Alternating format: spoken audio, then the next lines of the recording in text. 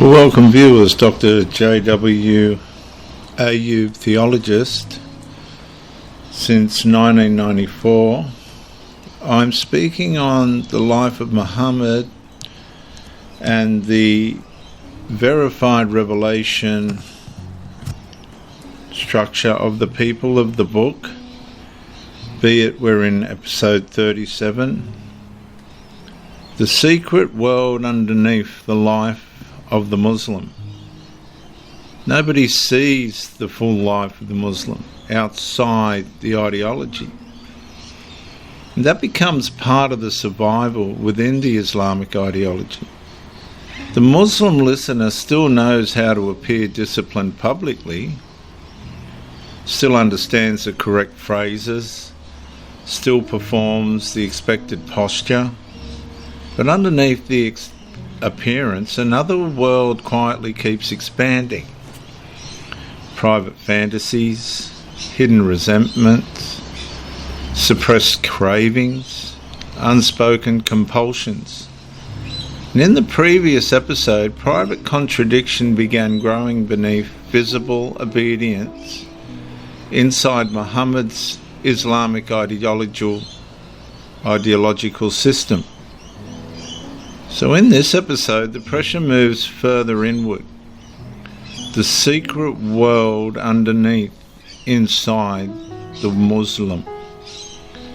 Because once external managed righteousness becomes more important than inward personal truth, concealment itself slowly becomes part of the religion's survival. At first, the hidden life of the Muslim feels temporary, containable, private. It'll go away. But for the Muslim inside the Islamic authority structure, they learn how to separate visible identity from inward appetites.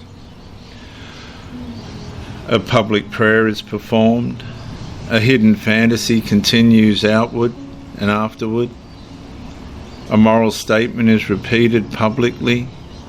A private temptation keeps negotiating internally. An outward standard is defended, while an inward contradiction remains protected from exposure. Such is the battles of the Muslim life.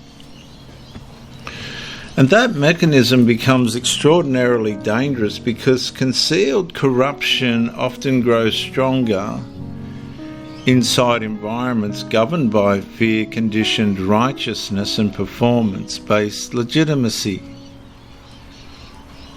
The Islamic ideology, namely. The room sees discipline, privacy sees negotiation, and the appearance remains religious, but the inward life becomes increasingly more sinful. And Muhammad's Islamic ideological system initially associated itself with the people of the book to help establish its legitimacy, recognition, and collaboration.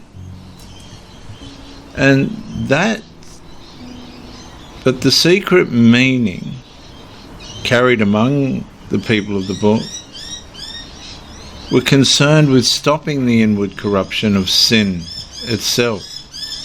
And Muhammad missed this point.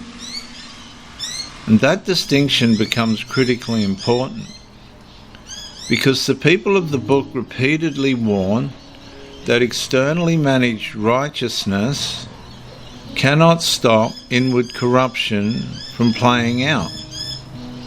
And where righteousness becomes performance, sin is not conquered.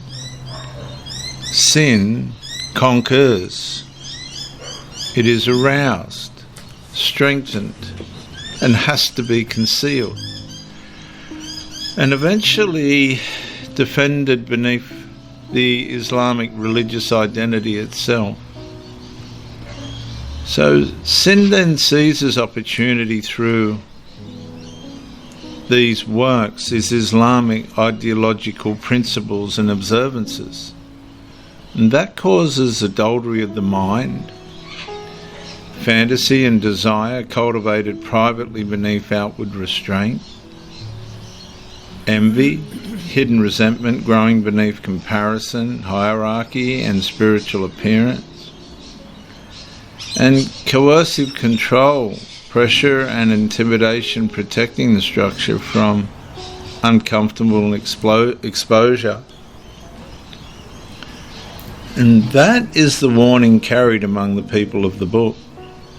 Externally managed righteousness may regulate public behaviour, but privately sin continues spreading wherever temptation remains active, appetite remains hidden, and fear governs honesty, and inward corruption survives beneath religious identity. The people of the book expose the danger directly in Romans 7:5, where they say, "For when we were in the realm of the flesh under the law, the sinful passions were roused by the law." So, the Qur'anic submission structure repeatedly reinforces visible obedience and collective submission beneath religious authority by simply saying in Quran 24:51, "Believe and obey. Hear and obey." And that reinforcement matters enormously, because once appearance becomes the primary evidence of righteousness, private corruption can continue surviving underneath the image being defended publicly.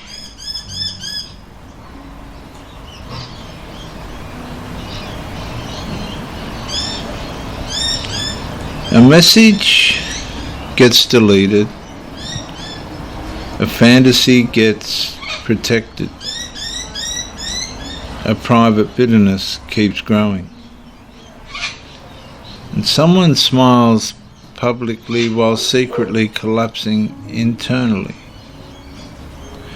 And eventually another realization begins surfacing quietly inside the Muslim listener. If the hidden life keeps growing darker beneath the appearance, what exactly is the appearance protecting? And that performance continues. The image remains intact, but underneath the silence, another life keeps spreading quietly in the dark. And that's the life the Muslim, within the Islamic ideological structure, has difficulty resolving. I'm Dr. JWAU. Bye for now.